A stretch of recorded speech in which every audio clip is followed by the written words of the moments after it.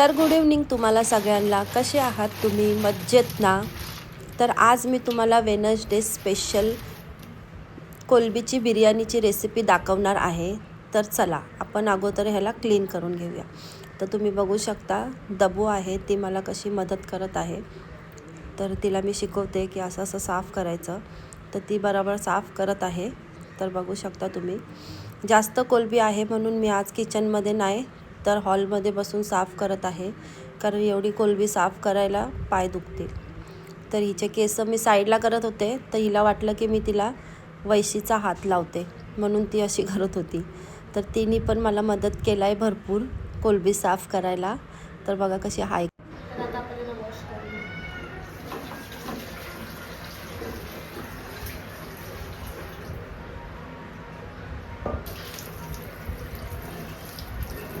दोन तीन पाण्यामध्ये तुम्ही याला वॉश करा, म्हणजे याचा वैशीचा वास आहे ना तो निघून जाईल.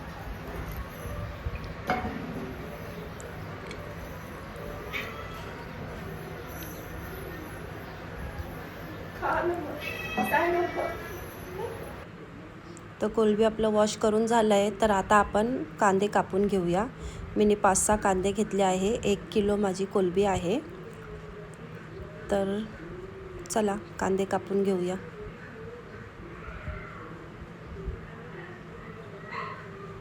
तर तुम्ही पण ही नक्की ट्राय करा रेसिपी, कारण ही रेसिपी कोलबीची खूपच छान झालती. आमच्या घरात सगळ्यांना आवडली. तर तुम्ही पण नक्की ट्राय करा, तुम्हाला पण आवडणार. तर बघा तुम्ही, माझं कांदे कापून झाले आहेत. तर आता चला आपण कोलबीला मॅरिनेट करून घेऊया, म्हणजे ते थोडा टाईम आपल्याला ठेवायला लागतील. तर कोलबी घेतले मी वॉश करून बाउलमध्ये काढून. ह्याच्यामध्ये मी अद्रक, लसूण आणि कोथिंबीरला असं कुटून घेतलं आहे.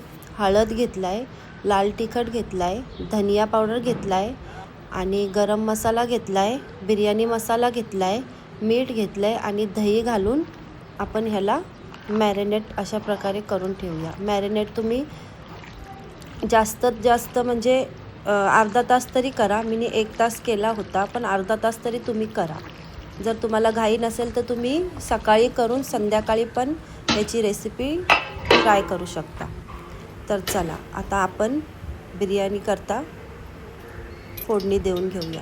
तर 3 चमचे मी तेल घेतलं आहे. टोपामध्ये खडे मसाले घेतले आहेत. त्याच्यात लॉंग आहे, जिरा आहे, एक स्टार फ्रूट आहे, स्टार फळ आहे, काय बोलतात त्याला ते, आणि मग ते कांदे ऑनियन कापून घेतले होते ते. मग अशा प्रकारे परतून घेते. मीठ घातलं आहे मी, कारण जे आपले कांदे आहेत ते लवकर शिजतात म्हणून.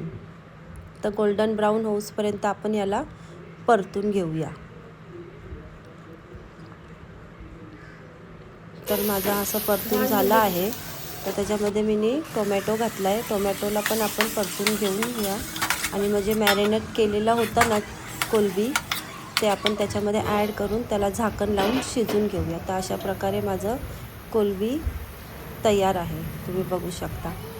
तर चला आता आपण बिर्याणी करता भात बनवून घेऊया. तर भातासाठी मी अगोदरच अर्धा तास तांदूळ भिजत ठेवले होते.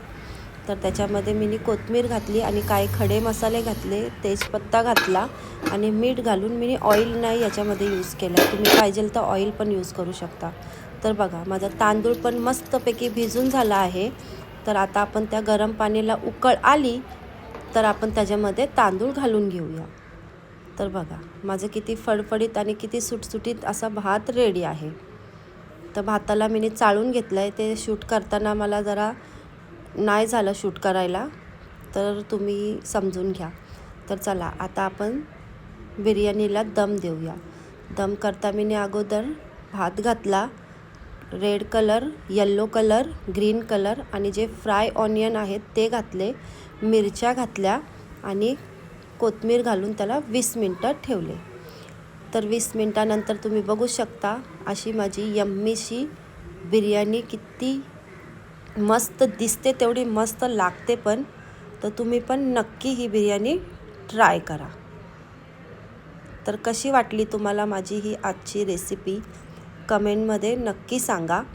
आणि जर तुम्हाला अशा चांगल्या रेसिपी माझ्या चॅनेलवर बघायचे असतील तर तुम्ही माझ्या चॅनेलला सबस्क्राईब करा. तर मी टोमॅटो, कांदा, आंबा म्हणजे कैरी कच्ची त्याच्याबरोबर सर्व केला आहे. तर बघू शकता तुम्ही किती सुंदर अशी माझी रेसिपी रेडी आहे. तर जा माझ्या परी किचनला सबस्क्राईब करा. थँक्यू.